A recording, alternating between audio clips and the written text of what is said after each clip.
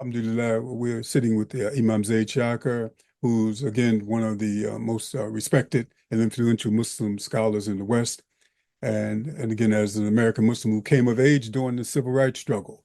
And he has brought both sensitivity and scholarly discipline to his faith-based work and on race and poverty issues. You know, after studies in Cairo, as well as Syria and Morocco, again, he served as a scholar in residence at the Zaytuna Institute, now known as Zaytuna College. Imam Zaid teaches courses in Arabic, Islamic law, history, and Islamic spirituality. He has also authored numerous articles on a range of topics. In 2008, he authored the award-winning text, The Treatise for Seekers of Knowledge. And Imam Zaid is a popular speaker at many national Muslim events and has served as one of the nation's top scholars and the voice of conscience for American Muslims and not yet Muslims. And also he recently served as an advisor for many organizations and was listed as one of the 500 most influential Muslims in a book edited by John Exposito. And we welcome our brother Imam Zaid Shaka. Assalamu alaikum rahmatullahi wa barakatuh. Wa alaikum assalam wa rahmatullahi wa barakatuh. Yeah, no, we just in this election, or I guess we'll say selection season, and we just wanted to get opinions, on, how, specifically as Muslims, what are some of the main concerns that as Muslims and as African American Muslims we need to be focusing on in regards to not just for this election, but for the future. What are some of the ways that we should be handling in this type of environment if we're going to be here? Salam wa alaikum salam wa rahmatullah. Yeah, I think that's an excellent question with many different tangents. So if I could try to touch all of the bases, I think first of all, we have to be Muslim. And we have to function according to the Quran and the Sunnah especially in terms of how we deal with each other. Because if we're going to succeed, no matter what strategy we choose to follow, we're going to have to be a unified community. That doesn't mean everyone's going to agree with everyone else on everything. But we're going to in order to just get a critical mass of folks who can come together and sit down and strategize in light of the Quran and Sunnah.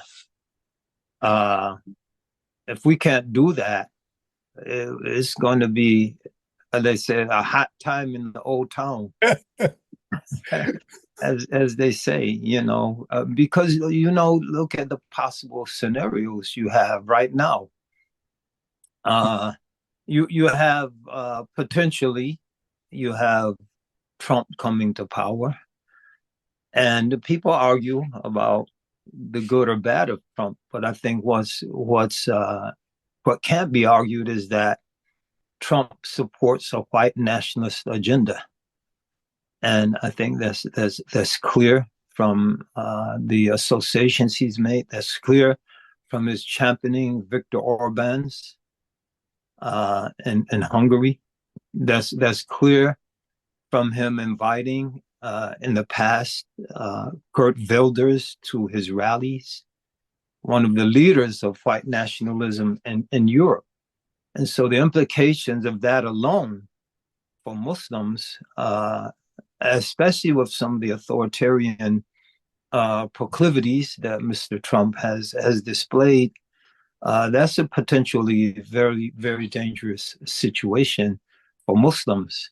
And then you have the potential of the Democrats losing the presidency anyway, and possibly the Senate, and blaming it on the Muslims.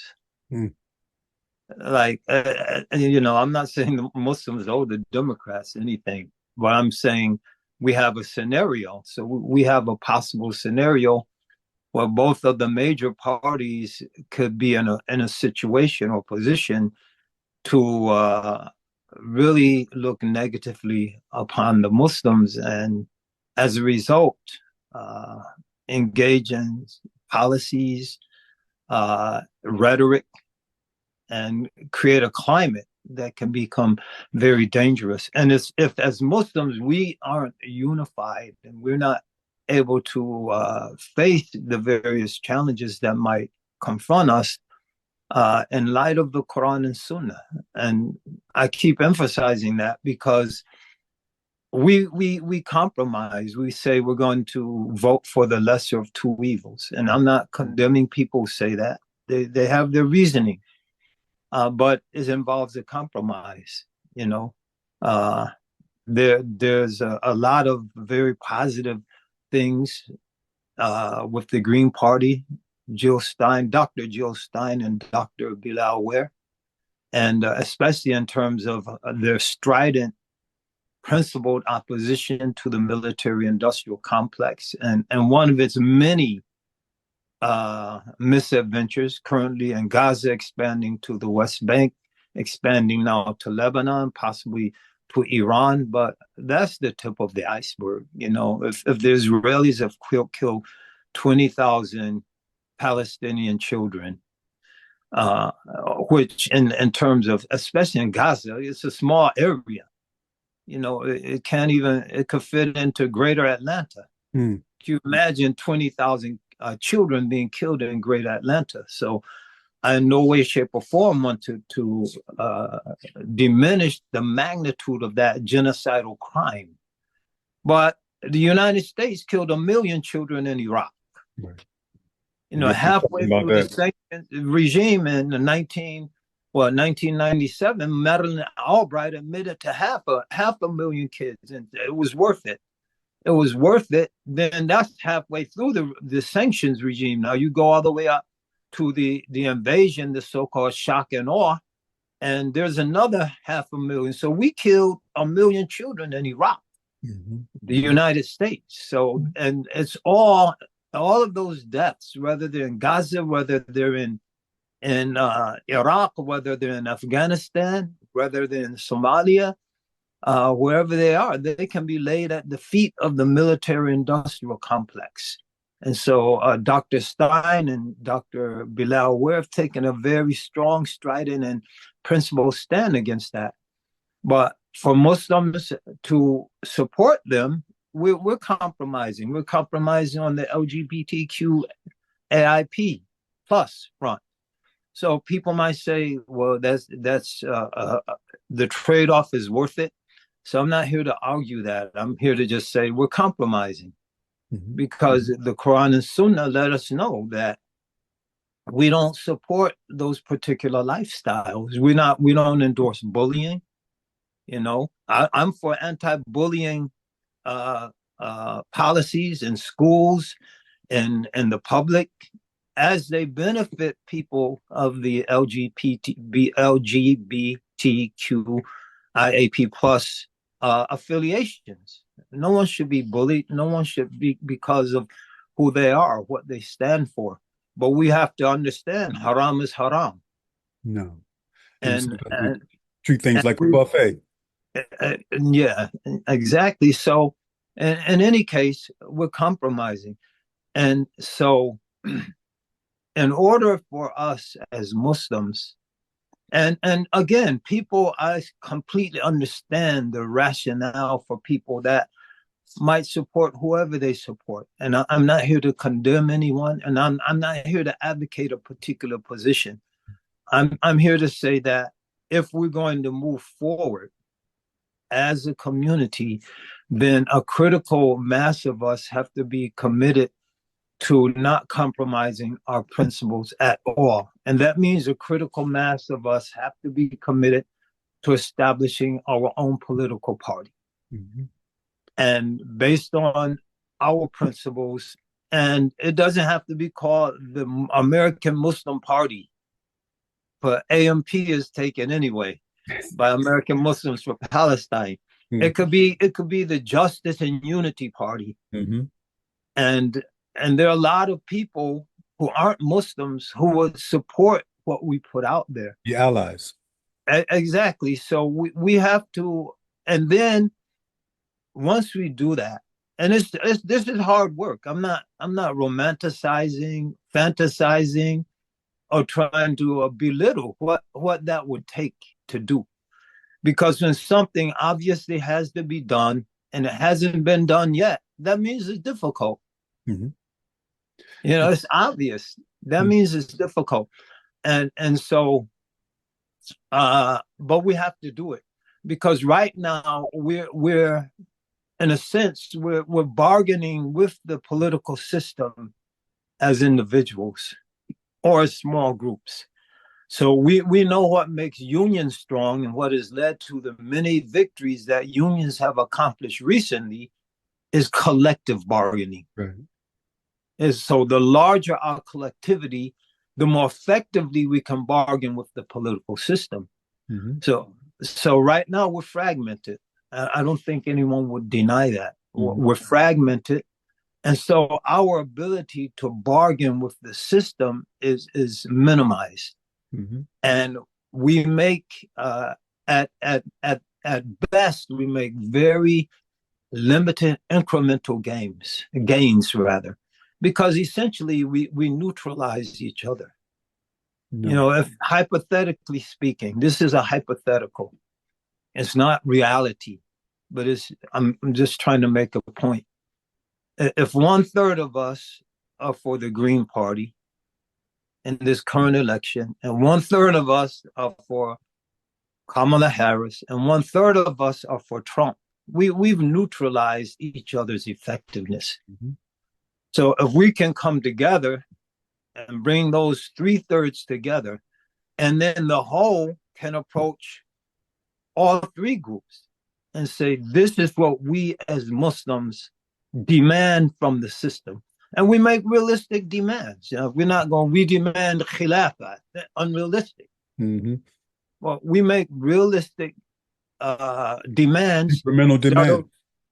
Exactly, that are going to benefit our community and benefit the general public. Mm-hmm. And so now we have a lot more effect because now we can say we can bring this whole, this united 3/3 together to either hurt you or benefit you.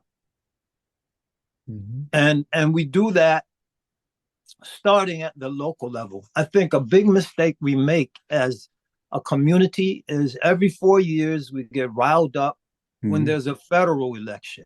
Thinking cycles. Exactly, but between those 4-year cycles, every year, Congress people are coming up for election. There are mayors being elected, governors. And in many of these states, the primaries are won, the margin of victory is 500, 1,500, 2,000, 3,000 votes. And so in many districts where there are a whole lot of Muslims, then here in the state of Connecticut, where I'm currently situated. And Jahana Hayes is the Democratic Congress lady. She's being challenged by an individual Republican, George Logan, who is Afro-Latino. She won the last 2 years ago. She won her congressional seat by 2,000 votes. There are at least, I would say, 10 to 15,000 Muslims in her district. That's a conservative estimate. That's a conservative estimate. So if we organized ourselves with almost universal voter registration, we could go to Jahana Hayes and we say, listen, either you call for an immediate ceasefire, cutting off all military aid to Israel, or you have 7,000 Muslims voting against you in the primary. So if she wants her seat, she has to do that. That's it. There's no demographic counterweight. So there are groups with more money. So AIPAC could come in with a whole lot of money and say, we're going to save this seat because she's pro-Israel, she's anti-ceasefire, she's anti-aid cut, military aid cutoff. They could spend all the money they want. They cannot come up with 5,000 votes. Right. The numbers. It's just a numbers game. It's a numbers game. Mm-hmm. So, as they say, all politics are local. If we do that around the country, and then you help or hurt Democrats by way of example, and you could do the same thing to Republicans. You could go to George Logan. Mm-hmm. Listen, you lost by 2,000 votes. I know the Republican line is very militaristic, but we have 7,000 votes. You could win by 5,000 votes. This is what we want you to do. He's going to have to think hard and long. And if he wants to get into office, he's going to have to go against his party.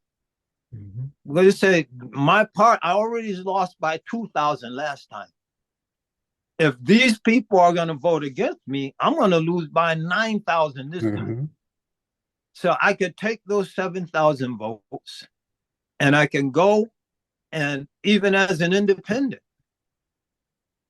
into Congress and I can advance my political career or I'm done. Mm-hmm. And so what we can do locally helps to influence what we can do nationally.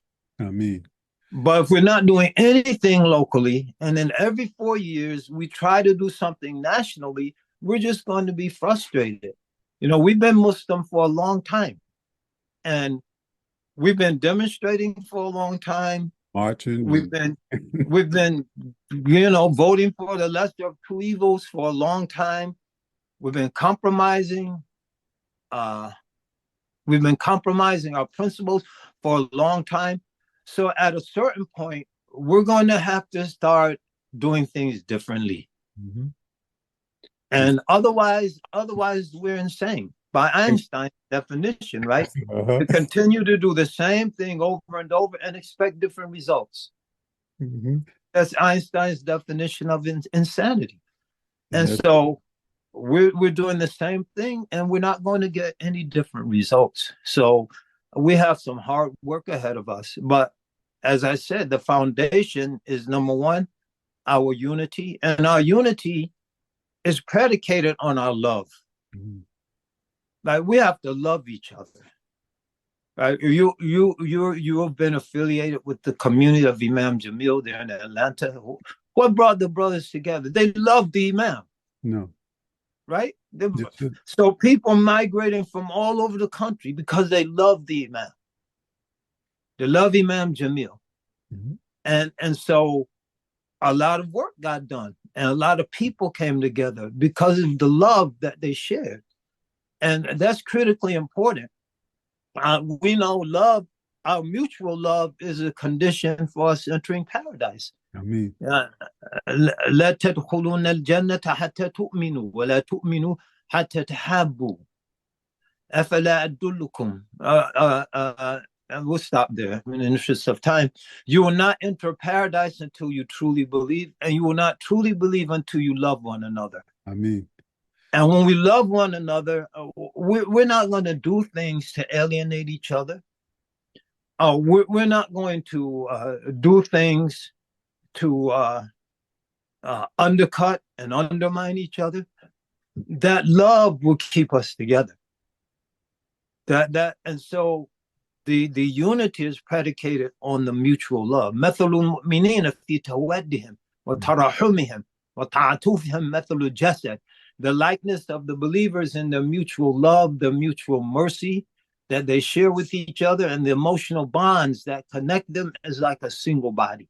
Ameen. So, right now, there's deep animosities developing between the Muslims over this election, or as you say, the selection. You're selected before you elected. So it's still an election. We're going to elect the selected. But there are a lot of deep animosities that are developing, and people don't just walk away from that pain.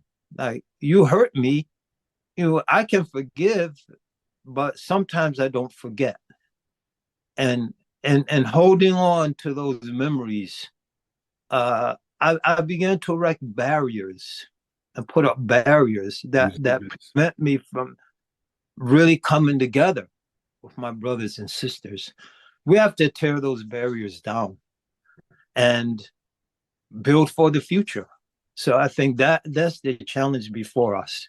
And it's not easy. Just like this election, of the selected is not easy. The choices aren't easy. And you have many strong positions and strong personalities. And we have to just acknowledge it's not easy. If it were easy, we'd all be united right now. Yeah. We'd all be crystal clear on what our strategy is, who we're supporting, why we're supporting them. But because it's not that simple and straightforward, yes, it's straightforward. There's a genocide going on. And the fact that none of these Muslim countries can stand up, and many of them can't even break diplomatic relations. I think Chile and and South America, South Africa, they've broken relations. South Africa, as we know, is brought to International Criminal Court. Why are Muslims there taking this fascist, racist, but they came to power on an agenda of ethnic cleansing. The Ben Gvir and Netanyahu and the allies to Netanyahu's right, their program was ethnic cleansing. Mm-hmm. This is what they promised. It came in through the doors. And so any pretext would suffice. They had already started. And I think last May 2023, I think it was, Thomas Friedman wrote a 2-page article in the New York Times. Now, what's happening to Israel? I think that's the title. Mm-hmm. And in it, he's saying, like, this is becoming a military, authoritarian, fascist regime. He could have used those words, and and they were murdering people in the West Bank, not at the rate and the clip they're doing it now. And he said the soldiers illegally had a banner Velcro on their flak jackets. Like, what was it? I think 1 shot, 1 kill, no remorse, I decide. Mm. And that's what's happened to Israel. It's created those kind of people. And those kind of people murder indiscriminately, as we see, with no remorse whatsoever, and no expectation of being checked by anyone. And so I think we here in the States here, it's easy for us to point out the shortcomings of each other in terms of how we approach this genocide, but it's hard for us to come together to do something meaningful to stop it. And that's going to take our unified voice and our unified action. And we can do it, but it's going to take some serious commitment. And it's probably going to result in martyrs. They say the JDL has never killed a radical. Mm. So Alex O'Day and other people, they were all moderate people who were building political strength and were building electoral strength and were building local bases of political power. Those are the people that JDL killed. The people screaming and yelling, they use that for propaganda purposes. See, this is what they want to do to us. Mm-hmm. This is what we fear. This is why we need to do the kind of thing we're doing right now. So, may Allah give us tawfiq and taysir. And so again, I'm just making a point that we have to start doing things differently. And I put myself at the top of the list. Mm-hmm. I'm not saying you have to do, we collectively, and we have to hold each other accountable in that regard. Put together a longitudinal approach, as opposed to, as you say, not to just think in 4-year election cycles. We have to have a longitudinal approach regarding, like, for instance, potential backlash with whichever party. If the Democrats lose, they're going to blame the Muslims. If the Republicans lose, they may try to blame the Muslims, or even if the Republicans win, there may be some type of backlash. The white, not Or necessarily, yeah. what's Or if they lose, whip up more animosity against Muslims, immigrants, to get their base more worked up and more angry. infuriated, so they'd be Mhm, more prone to violence. What's some of the things Muslims can do to prepare for any eventuality? I think number one, pray. I mean, You know, Allah is real. And Allah, this yeah. everything's happening by the will of Allah. Allah is orchestrating this for His purposes. Mhm, Number two, study the Quran. mhm, A lot of times, I think we see what's happening in the world uh, through lenses that aren't Muslim lenses. mhm, And that creates a lot of despair, frustration, fear in a lot of instances. So Allah subhanahu wa ta'ala says in the Quran, for example, after Uhud, so Uhud was a terrible setback for the Muslims, just as Gaza was happening, the way that genocides unfolded, and the way any resistance has been systematic and brutally stuffed out by the worst sorts of human rights, international law violations, terrorism, etc. The pager operation that mhm. really effectively took out the Hezbollah leadership, because the pagers they had explosive and they had tracking devices in them, Yeah. so they knew where everyone was moving, how they were moving. Uh, Leon Panetta, former American CIA director, decried as a act of terrorism. So when the former CIA director says it's terrorism, is terrorism. If, Real. and so the point is seeing any sort of resistance really decapitated. Uh, and so not saying that to praise Hezbollah. Hezbollah has its things we can point to, not the least being the role they played in Syria, and propping up and saving literally the Assad regime. But that's a discussion for another day. But the bottom line, a lot of Muslims are feeling depressed, defeated, uh, frustrated, crestfallen. And this isn't after Uhud, the Muslims felt the same way. Victory was right there. And then, as they say, uh, victory was snatched from the Yeah. jaws of defeat. Mhm. This Yani defeat ensued after what was perceived as a victory. And we all know the story of Khalid and some of the archers, not all of them. Some of them obeyed the command of the Prophet sallallahu alaihi wasallam and stayed there, but enough went down to try to get their share of the loot. And in any case, and Khalid leads his charge around the Muslim flanks, and then many Muslims are killed, and Hamza is assassinated, radiallahu anhu. Mus'ab bin Umair, the Prophet's emissary, who really was instrumental in opening up what would become Al Medina for Islam, he's killed. And the Prophet himself, sallallahu alaihi wasallam, is injured and bleeding. And then they're limping back into Medina, and the hypocrites are unloading on them, and the hypocrites are unloading on the Muhajirin. See, you brought them in.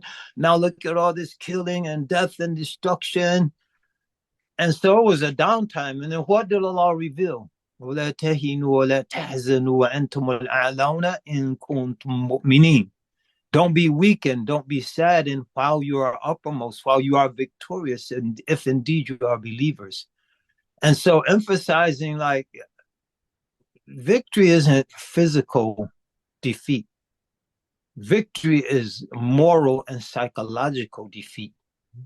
And then Allah, after the next verse, reminded the believers, if some injury, setback has befallen you, then your adversaries have suffered a similar injury. So at Badr, the Muslims had victorious. The Quraysh lost 72. At Uhud, the Muslims were defeated. temporarily, and the Muslims lost 72 by some accounts. So Allah says, if some injury has befallen, your adversaries have also been afflicted. وَتِلْكَ الْأَيَّامُ نُدَاوِلُهَا بَيْنَ النَّاسِ. So these fortunes, weakness, strength, wealth, and poverty, victory, defeat, we alternate between the people. وَلِيَعْلَمَ اللَّهُ الَّذِينَ آمَنُوا. In order that Allah will show who truly believes. So it's a test. And so right now, people, they look at the apparent power of the Zionists. They control the U.S. Congress. They bought off the U.S. Congress through AIPAC. And no, they can't get anyone to stand up for principle, stand against genocide, even call for a ceasefire, cut off weapons. They look at the Muslims in Gaza being literally pushed from pillar to post, being bombed in schools and their homes and shelters and hospitals and clinics, rescue teams being attacked. And they look at all of this and then expanding to the West Bank, expanding now to Lebanon. They look at all of this and they say, oh, the Jews are so strong. Well, there are people alive right now who lived at a time when what's happening to the Palestinians was happening to the Jews in Europe. Holocaust was real. Mm-hmm. Jews were being put into ovens, nothing they could do about it. Mm-hmm. Being put into turning boats around, even though gas, they kill them. Mm-hmm. Gas chambers. Exactly. Nothing they could do about it. You know, and so they were weak. And Allah gave them strength. You know, there were means that they took, but those means were facilitated by Allah subhanahu wa ta'ala to test them. You were weak, you were being murdered, you were being pushed from pillar to post. We're going to give you strength and test you. How are you going to do? Mm-hmm. They're doing exactly what Hitler did. Yeah. It was the psychology that say hurt people hurt people. Yeah. So I would say that they're not passing the test, the Zionists. No. There are many courageous Jews that are. Mm-hmm.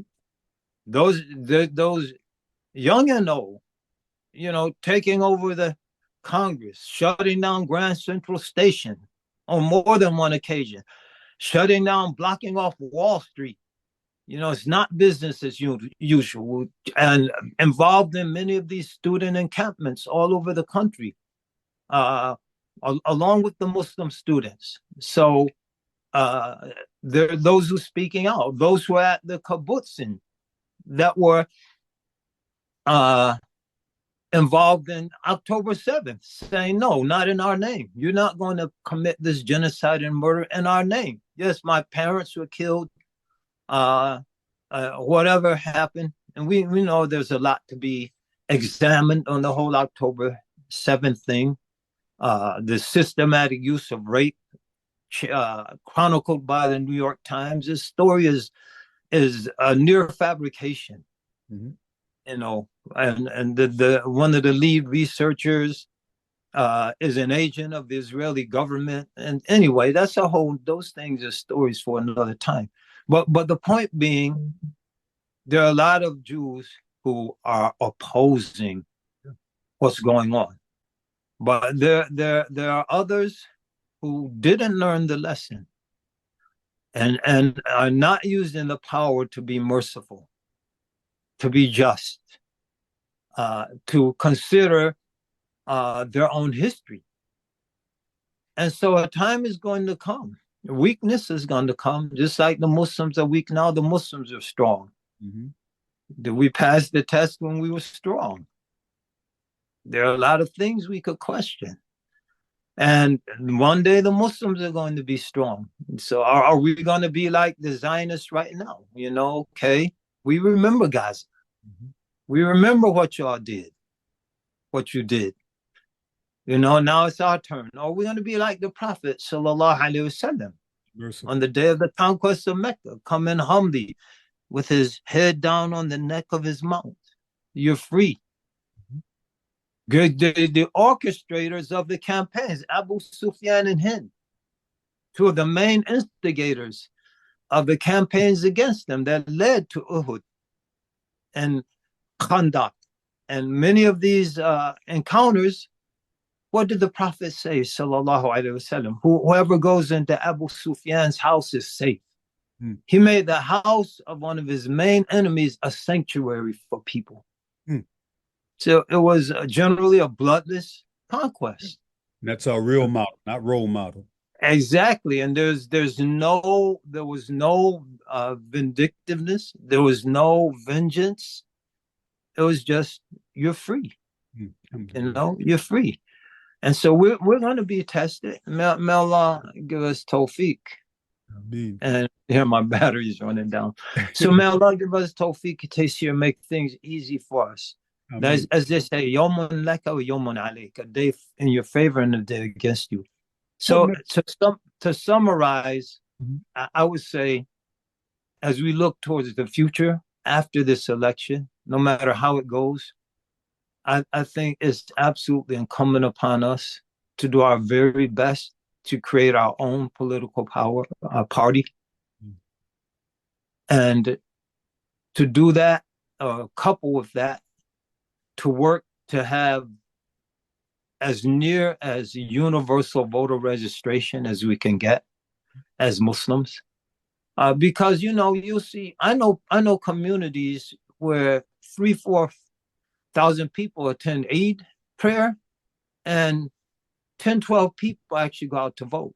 And then they complain, we voted, nothing happened. Well, what do you expect to happen? Get all 5,000 of y'all to vote and you'll see some stuff happening. But 10-12 people, voter registration is 20-25% of the community. We have to create our own party, number one. We have to achieve as close as we possibly can to universal voter registration. And we have to develop a team of strategists. So the Imams, those who know the Quran, know the Sunnah, those who are involved in politics and have experience in politics, political scientists, those who are teaching it, coming up with a strategy that can guide how we use that universal voter registration. And then we have to develop a political action fund. And everyone, if they say there's 10-15 million Muslims in this country, if we get 2 million to get behind a single party, and that 2 million, we're paying $100 a month if you're working, which people can do. It's not going to affect what they're doing locally. That's $24 million a year.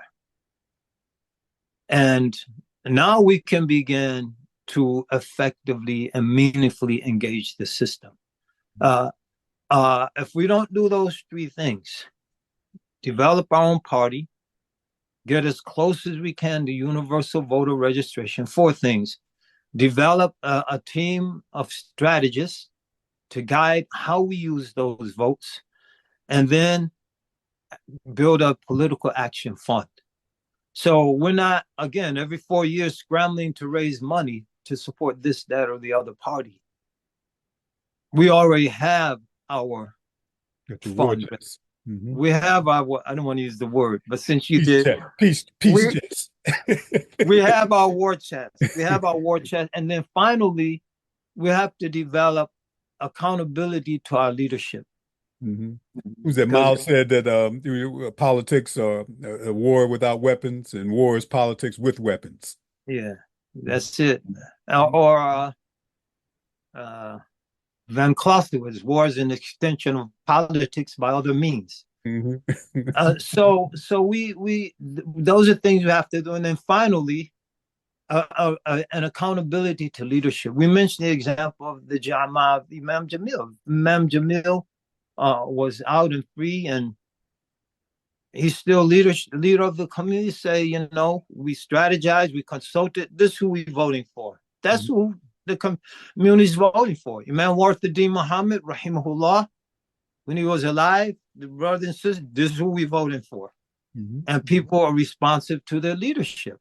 Mm-hmm. Imam Jamil used to say, we're not outnumbered, we're outpracticed. That's it. We're not outnumbered, we're outpracticed. As Imam Jamil said, let me say this on top of that. Organized evil will defeat disorganized good every time. Yeah. And so we have to organize the good. And once we organize the good, it's a different ballgame. So, and I just want to emphasize too, anything I said that involves any of the various Muslim initiatives is by way of example. You know, I wish everyone well, and wish the Green Party well. Wish Dr. Bilal well. And what I mentioned about the LGBT thing is just compromising. That's all. Not to dissuade anyone from doing one thing or the other. You know, I don't plan to vote for either Trump or Harris. Mm-hmm. But you know, if someone based on their reasoning decides to do that, I'm not going to condemn them. You know, they have their reasoning. These reasons are ijtihadats. And I don't know any Muslim who is pro-genocide, you know, no matter who they're supporting. You know, I'm supporting the Democrats because I endorse the genocide. No, I know people are supporting the Democrats because there's a clear difference between their policies on climate change as opposed to the Republicans. And they'll acknowledge the Green Party's position on climate change is stronger, but the Green Party isn't going to be making policy in that regard. And so they're supporting someone that they feel, a party that they feel will have a more positive position on climate change that's killing millions of people every year. And that's affecting Muslims more than anyone else, because most of our population, be that in Africa, throughout Africa or Asia lives in semi-arid regions that are increasingly becoming arid regions.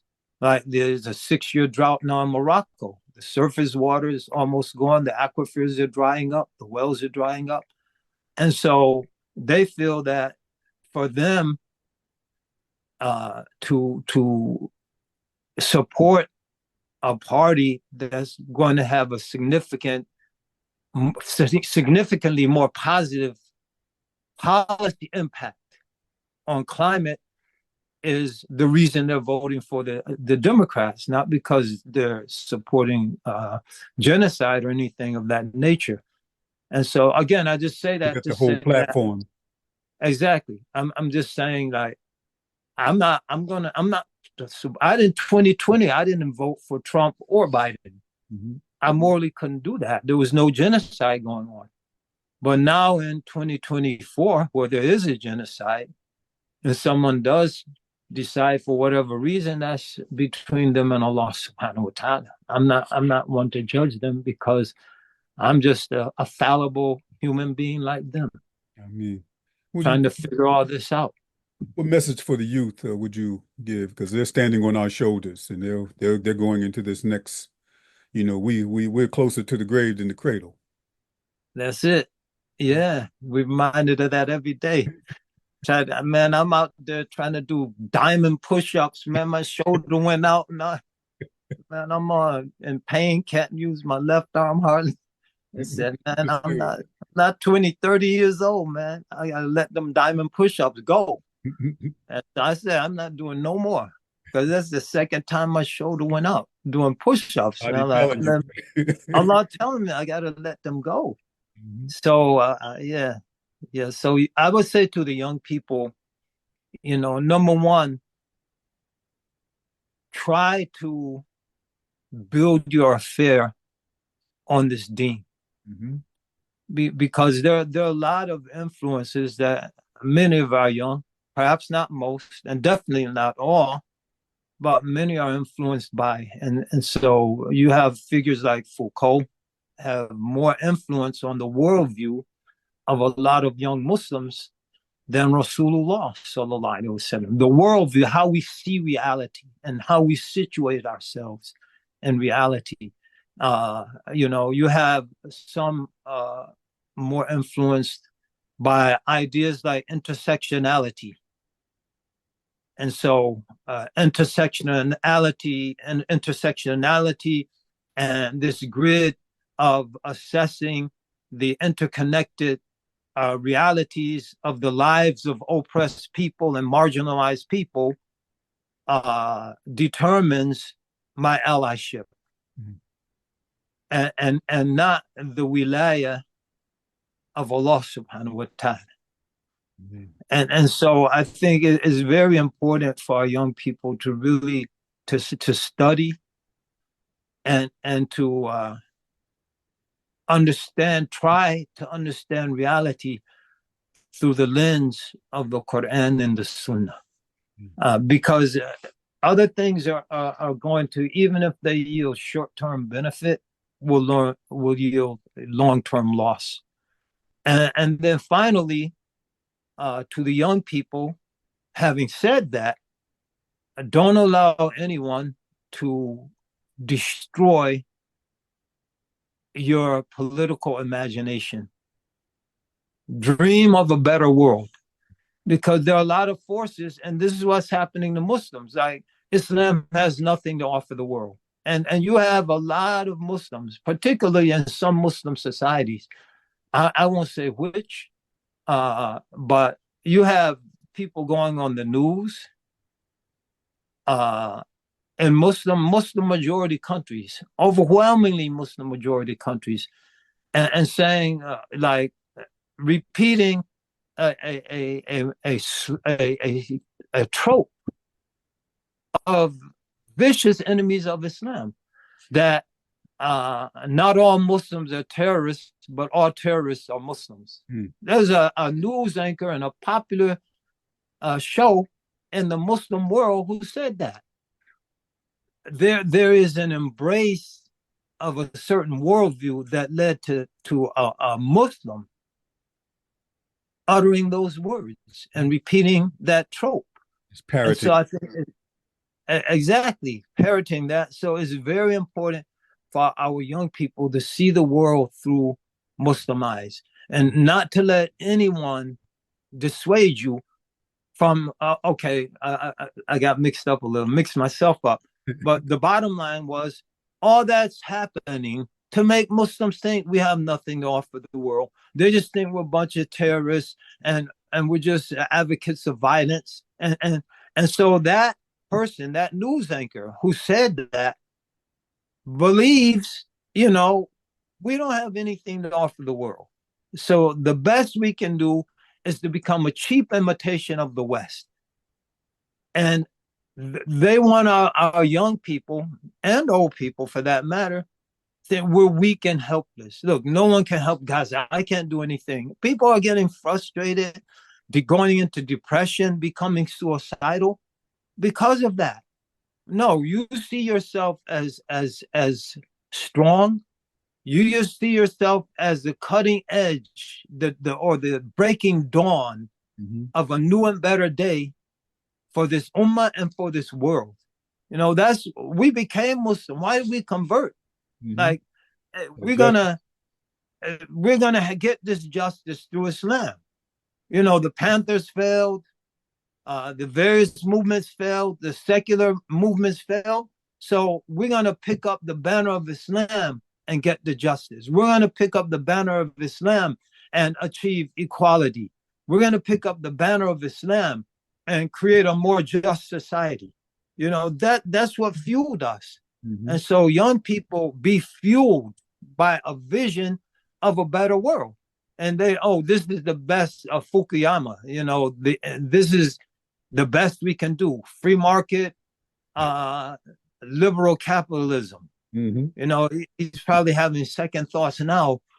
And that's what, this is it. This is the end of evolution. Western civilization and society. I think Fanon, when he said, to paraphrase, You're saying, oh, everything has to be the way we want it and the way we do it and the way we have it. Look at yourselves now, Hmm. standing, Lani, on the brink of spiritual and nuclear annihilation. And if that's the status quo, if this is the status quo of free market capitalism, so-called democracy, and liberalism, anything would be better. Mhm. And we You have to look at split the ourselves. genocide. You look at the genocides. You look at the income inequality Hmm. nationally here and globally. You look at whole societies that are being marginalized. You look at efforts that to come together, like we see the leadership in Burkina Faso and Mali and Niger and now Senegal try to come together and create some real semblance of African unity, kicking out the French, kicking out the colonizers, and try to go it alone. And they're being helped by Russia. Let's be real. Uh, but being systematically undermined by sanctions, by supporting these so-called who are supposed to be the enemy, Hmm. the so-called Boko Haram and Al Qaeda in the Sahara and all of these groups that are murdering innocent people in those countries to undermine that effort at unity. This is the status quo. The ecological damage that's being done, uh, and now it's being multiplied by AI, Bitcoin. Those things take tremendous amount of energy to run the servers and the infrastructure to support it. So much so that I think Google is trying to get 3 Mile Island recommissioned just to support their AI servers. Hmm. A near Chernobyl-like disaster to bring that thing back online, because of the energy demands.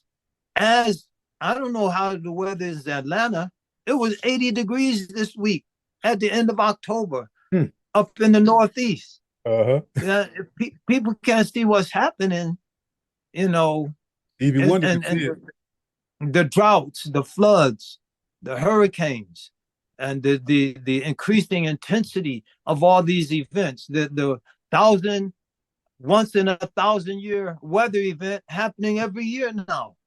So if that's the status quo, and the only thing we can do is consume more energy, create more ways because of profit and the profit motive to sell more energy and to consume more energy. Like, we're in bad shape. Everyone's clapping for the electric cars. Like Elon Musk, why is he spending $100 million a day trying to affect the outcome of the election? Because if he does, electric cars will be championed, and that infrastructure with our tax dollars will be built, and more energy will be consumed, because an all electric fleet is probably going to use more fossil fuels. How's the electricity being generated? Yeah. And they're not dealing It's with not smoke. you just don't get in your electric car and drive off. That battery has to be charged, Mhm. And they're and not the stressing solar.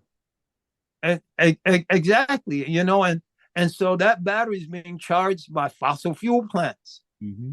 natural gas, fracking, destroying the aquifers and groundwater as a result of fracking, bringing out the dirtiest coal and oil that's left in the ground, Hmm. and then transmitting it in many instances hundreds of miles.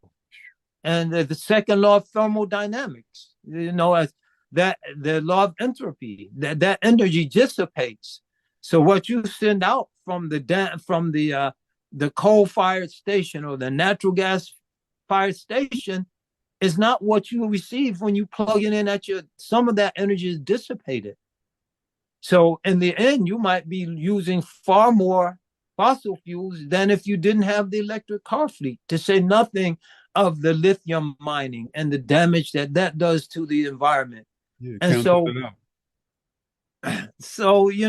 we have to, young folks, dream your dreams and then struggle And the sacrifices are laudable. You know, I said to a friend of mine, I said, you know, if your daughter got kicked out of med school for uh, going supporting Philistine and speaking out against the genocide, I said we cry, then we commend her and laud her, then we cry some more. But you know, at the end of the day, we have to face our Lord. Yeah. Stand up. And if we and if we can just stand before our Lord and just say, I tried with everything I had, I made every sacrifice I can make to make the world a little better for those that I shared this space with, that's a good life. I mean, but if we just going along, young folks, and most of you aren't, you are making sacrifices, you are standing up and taking stands. May Allah give you strength. But if a person is just going along to get along, just be quiet, not to ruffle anyone's feathers, while the world is being flooded with weapons, while anyone who stands up against this machine is crushed and chewed up and spit out, you know, while the environment is being ravaged, native peoples' lands where many of these resources are located are being plundered. People in the Congo are digging out a heavy metal cobalt with their bare hands to sell, to eke out a living, while their forests and their beautiful lands are being devastated by these strip mines to provide batteries for our phones and our watches and our cars and our lawnmowers and leaf blowers and all this other stuff. You know, what how do we face our Lord? You know, how do we face of the planet? Lord? And so, listen, young folks, do what you can do. Dream of a better world.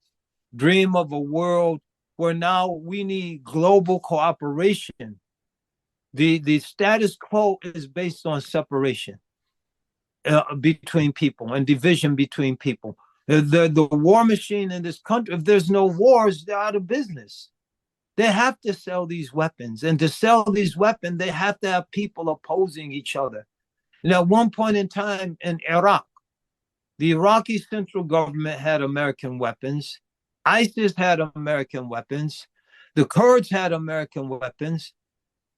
Everyone is killing each other with American weapons. Made weapons. And people who selling this stuff and the people on Wall Street who are creating the financial infrastructure to process all the profits, they're laughing all the way to the bank. So it's predicated on division. If there's no division, there's no war. If there's no war, there's no profit.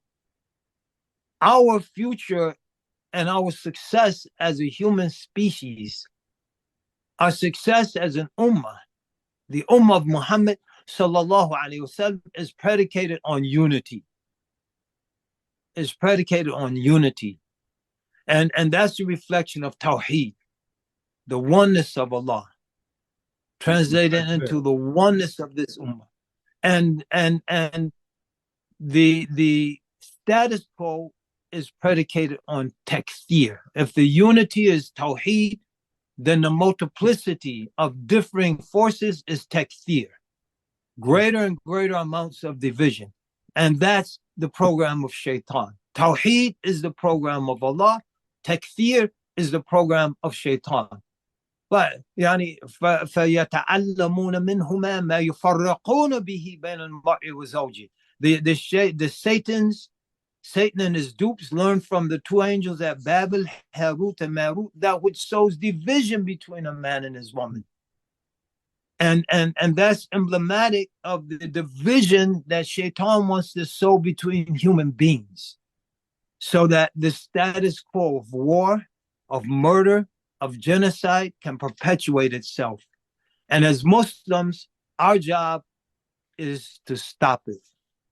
And to stop it, we need unity.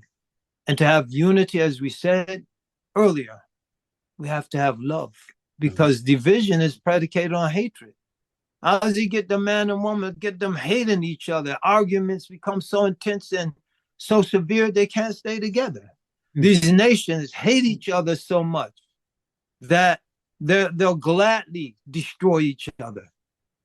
It's hatred. So how do we counter that? We counter that with love. We counter that with mercy. We counter that with empathy. We counter that with ithar, giving preference. If I have to eat 500 calories less every day in order that someone halfway around the world can eat the food that I'm exporting from them, importing from their land, I'll gladly eat 500 calories less. I'll be in better shape. I might have to not ride the bike every day, I'll be in better. I'll gladly do that. If I have to live in a smaller house so someone else can have a house, period, I'll gladly give up those resources, gladly give them up. That has to be our mentality, that this whole myth of we have to maintain the standard of living. Some of you saw a lecture given by, I forget the doctor, somebody at The Hague, where he's saying why Africa has to remain dirt poor. Because we have to get the resources of Africa at a dirt poor price, and all the value we add is essential for the prosperity of Western societies. Like, no, that I'll be less prosperous. Gladly be less prosperous. Yeah. If other people can have a decent standard of living. And that's the prophetic way. ويؤثرون على أنفسهم ولو كان بهم خصاصة. They gave preference to others, even though they themselves were in dire need. So you take it. And Sar, you take it. We're having hard times, but not as hard as you. You've given up and lost everything. So you take this wealth from the abandoned lands that were left when the people fled. You take it. We'll give preference to you. And I think that has to guide how we as Muslims in this country look at our position in the global arena. Like, you take some of these resources and start building connections, sister cities, sister masjids with the masajids and poor, less affluent parts of the ummah, relationship with and alhamdulillah, that's some people are starting to do those kind of things, but hopefully if we organize ourselves, we could do it systematically and with a lot more efficacy, inshallah. That somebody did research about how if Muslims paid zakat, how there would be no poverty, not only amongst the Muslims, but there would be no poverty on the planet. That's it, and that's a reality. And so that's the vision our young people could have. So it's not a vision for a better world isn't seen through secular eyes. It's seen through the eyes of zakat. If we can get everyone to pay zakat, then poverty is eradicated. We had a brief period of time when I was in Oakland, California, in the Bay Area. We had 2 affluent suburban masjids for 2 or 3 years. They were giving their zakat to the Lighthouse Mosque in inner city Oakland.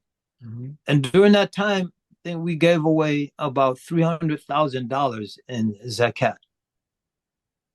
Because we said, listen, the ruling on zakat, it should be spent and given in the land the wealth was gathered and created in. In the way. Pay your sadaqahs, send money to your relatives overseas, but when it's time to pay zakat, that should be spent here.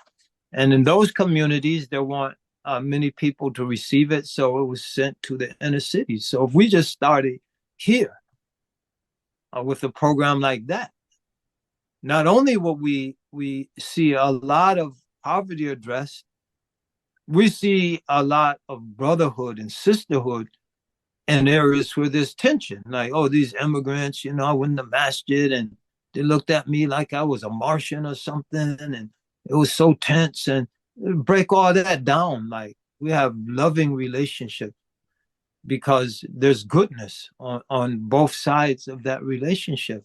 And that goodness is brought to the fore by zakat. And everybody has strengths. Let's Yeah, everybody has a human capital at strength, and that's the key. Absolutely. Jazakallah, Imam Zaid. I appreciate you Allah, taking the time and sharing your hikmah, the wisdom with us. And, may Allah allow all of us to not just survive this political season, but let us strive afterwards. And as you state, we have to be, feet on the ground, and our shoulders to the wheel so that we can move this society in a healthier direction, inshallah. absolutely. We have to do that 24/7. That's what the moment calls for. I mean, 24/7 involvement. And again, our young people have that energy, man. I'm like, I got all these wonderful ideas, and by the time I get going in the morning, I said, man, I used to get up 4 a.m, just go. Get going. 5:30, go to masjid, pray Fajr, come back, jump back in. It's like, it don't work like that anymore. We just get some ideas and let them, have a son, he running 10 miles. I look at it and say, yeah, okay, I'll root for you, brother.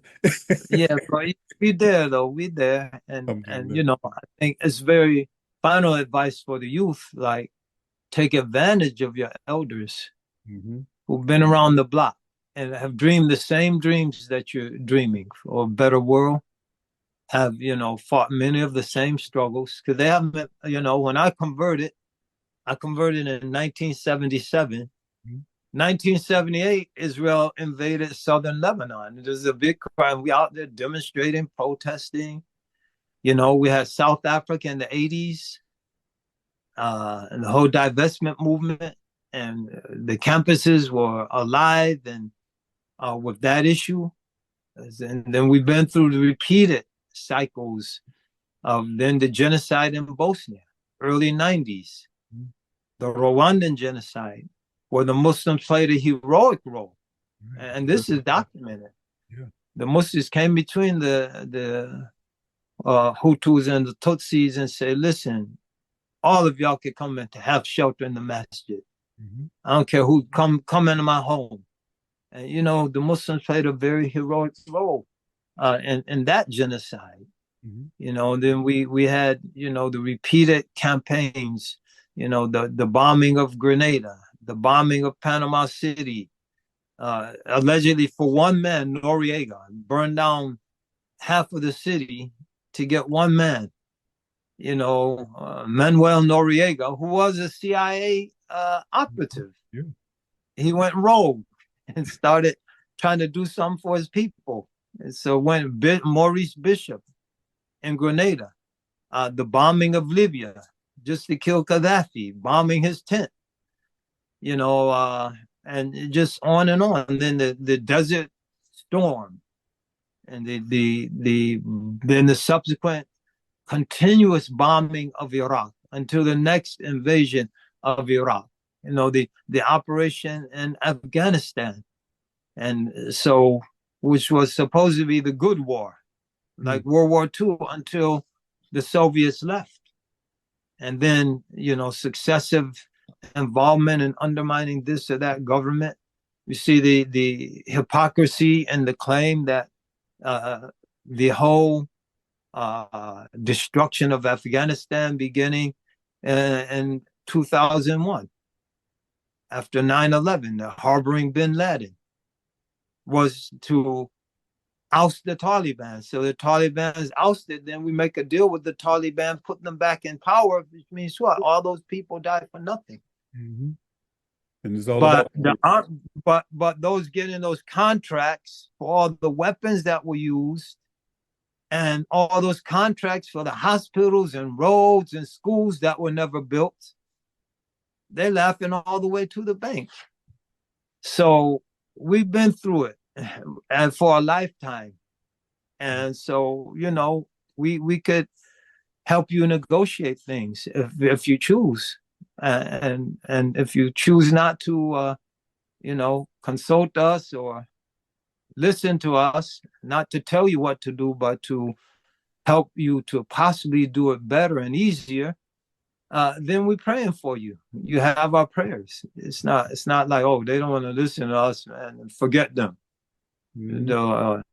Those haughty, arrogant young people. No, you guys are humble, Yeah, we have to be and willing to step out the way, and but yeah, don't step out yeah, too far. I tell my community all the time. I say I'm not going to be doing bars and depends, you know, yeah, and so, but I'll be here to to advise you, and then that's the important thing. While we have, like you said, we have a lot of experience from a religious perspective as well as a geopolitical perspective, and so we can be. We didn't have us when I came to Islam in '78. We didn't have us, exactly, yeah, so we have, exactly. they Yeah, have a. we didn't just have us, man. We got now. We didn't have the qualified Quran teachers. We didn't have the scholars.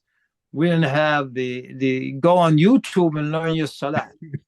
If you couldn't decipher the book Mhm. and the diagrams and pictures, still pictures, Transliterations and book, all that stuff.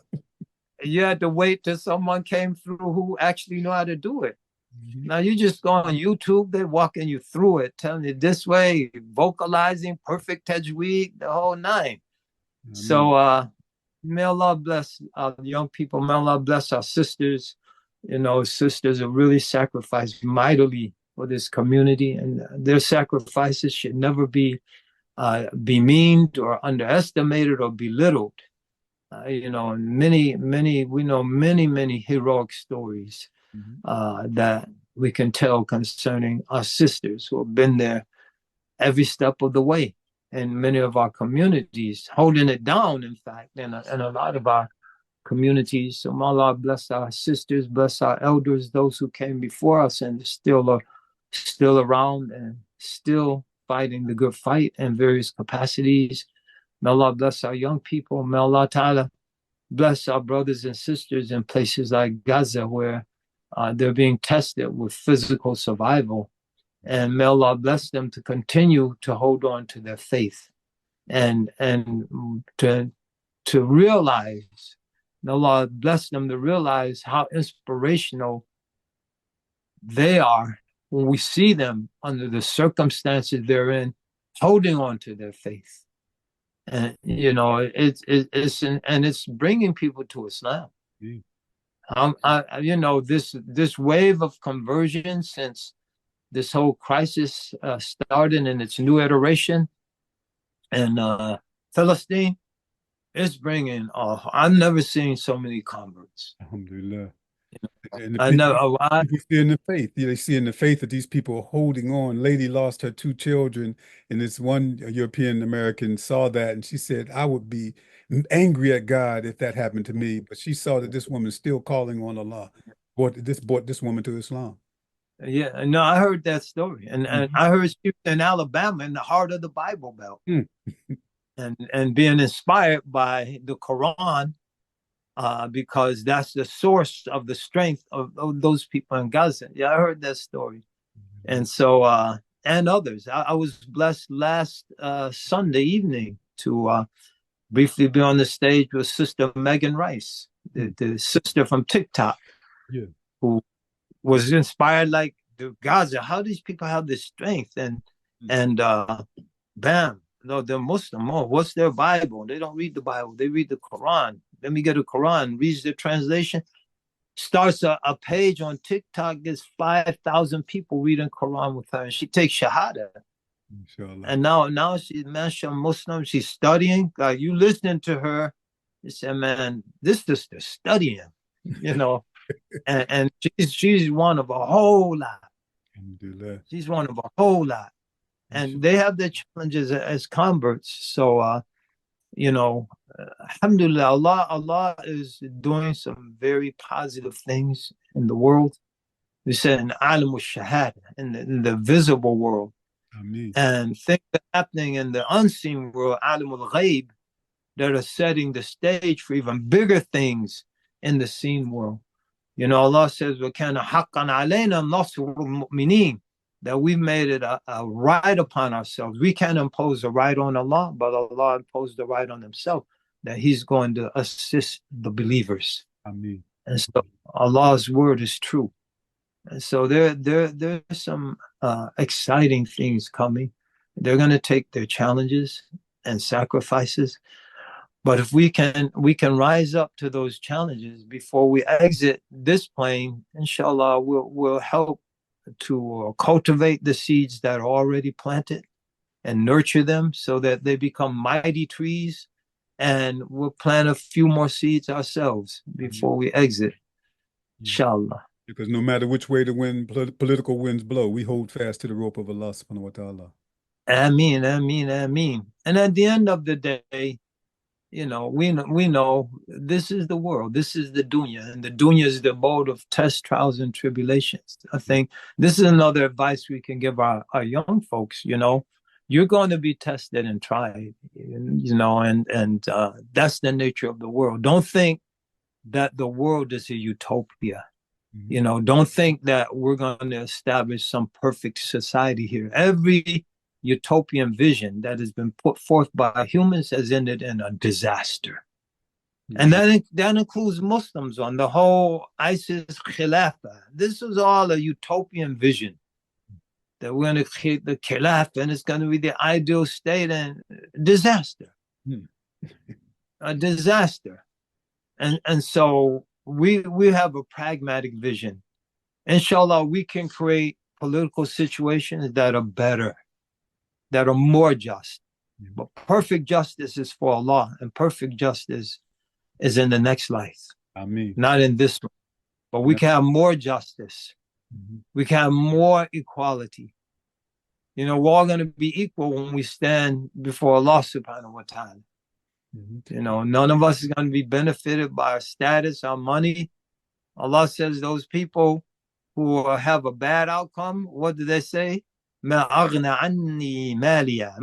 wealth is of no benefit. My authority has been destroyed. So we're standing before Allah, barefoot, bare naked. naked. So you can't say, "Yeah, look at my suit." You know, I should get a few breaks because I'm coming in with Brooks Brothers. Now, Brooks Brothers ain't gonna help you Yawm al-Qiyamah. And go past the wealth, gold. That's it. So, may Allah bless the young folks. Don't expect perfection in this world, but keep your vision for more justice. But there isn't going to be perfect justice, and if you're waiting for that or anticipating that, you're going to be disappointed, tremendously disappointed. There's no perfect justice in this world. There's no equality in this world, and whenever a political party promised equality, like all of these socialist or communist parties, they ended up becoming at the top of a new hierarchy. So the party itself, and this has all been studied. Milovan Djilas, what was his book in Yugoslavia? I forget the name of the book. We had to study it way back. We're talking 5 decades ago. But the whole analysis was how the Communist Party in Yugoslavia became the new elite and the new bourgeoisie. Because the Communist Party, their kids, if they're good in athletics, they get into special sports programs that masses don't get in. They get into special educational programs. They have these stipends and benefits that the masses of the people don't have. And so the advocates of perfect equality became the most the hierarchy that had a disproportionate share of societal goods than the balance of society itself. So there's no equality. There's no perfect equality. There's no perfect justice, but we can work for more just societies. We can work for a more equitable distribution of societal goods. So, but perfection is with Allah. Ameen. And perfect justice is in Jannah. Allah's, there's not going to be perfect mercy. You're going to have some brutal, unmerciful people. And so Allah's mercy, they say, well, where's Allah's mercy? Allah's mercy is there. If Allah guides you to Islam, Allah is giving you ultimate mercy. Mm-hmm. When you have If Allah gave you parents who didn't put you in a dumpster, Mm. or nurtured you and changed your diapers and cleaned your rear end and fed you and sacrificed to make that possible, then Allah is giving you mercy. But all the mercy in this world is one portion of Allah's mercy. one part of the pie. The other 99 portions is going to be used us when our account is taken on the day of judgment. Mm-hmm. That's when it matters. And that's why it's very important to look at things from the perspective of our deen. Right? What if we're the most wretched person on earth? Then we just have to be more patient than everybody else. And cursing Allah, how could Allah do this to me? I was reading in Quran and the believers, yada, yada. The Prophet says, so we just read this hadith after Fajr 2 or 3 days ago. A man came to the Prophet, sallallahu alaihi wasallam. He said, oh, I love you, I love you. He said, then prepare for poverty. He said, then prepare for poverty. So where poverty follows one who loves me, follows behind one who loves me quicker than the tide washes up the debris in the water. Popular. Yeah, you're not going to, he knew he wasn't going to be popular. Yeah. So the bottom line is like, there's no promise, there's no gospel of prosperity in Islam. Some people used to kick it like that. Things will get easier. Why? Because the way we approach life will be changed. We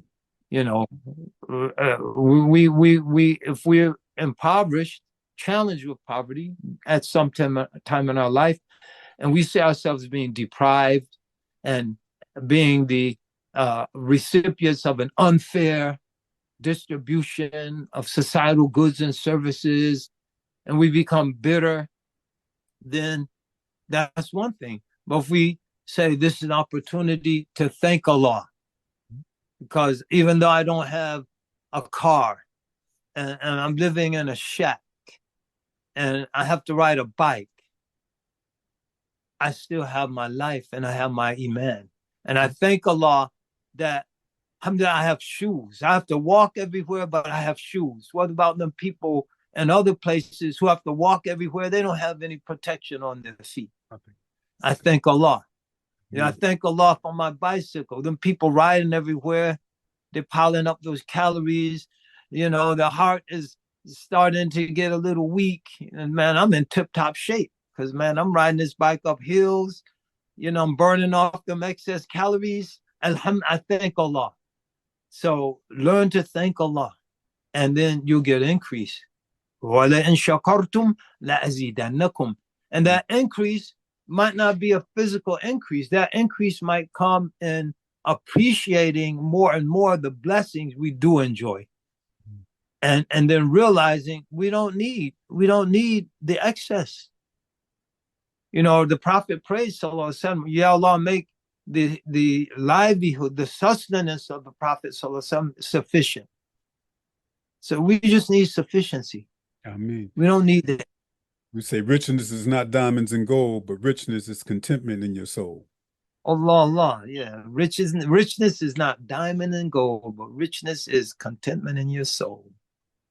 And if your heart is illuminated by that particular wealth, your light will shine everywhere. It won't be hidden. It won't be stealth. Allahu Akbar. Because eyes, the people will open up and see your glory and realize behind that nur, that light, there's a very interesting story of how Allah was able to reach down and pull up a lost soul and transform what he perceived to be soil and dirt into gold. So may Allah bless you. Bless you, man. Freestyling. May Allah bless all the brothers and sisters. May Allah bless us to realize no matter what position we're playing, we're on the same team. Ameen. And at the end of the day, it's the winning team. So we might be doing different things. We might approach the problem from different perspectives, But at the end of the day, we're on the same team and we're fighting for the same thing, and we're motivated. Ultimately, we should all be motivated by the timeless reality of La ilaha illallah Muhammadur Rasulullah sallallahu alayhi wa sallam. Assalamu alaikum wa rahmatullah wa barakatuh. Wa alaikum salam wa rahmatullah wa barakatuh, Imam Zaid. Thank you for sharing your time and wisdom with us. Assalamu alaikum. Wa alaikum salam wa rahmatullah. Jazakallah khair. The time has come for African American Muslims to come together to drive action. We realize that one person alone cannot find answers to the unique needs of the Black community. But when we put it in the hands of our community, it can pave the way for progress and address our issues. At MANA, we are committed to working together to make America a country where justice, equality, and righteousness reign, and the legacy of Islam lives on. We are driven by a passion to serve and the desire to strengthen African American Muslim communities. Let's come together and raise our collective voice to address our community's issues. This is the perfect time to join the MANA Network to address issues that seek solutions. We joined with other organizations in a historic project to assess the state of the African American Muslim community. Go to manajustice.org to learn about the results and to join the MANA Network.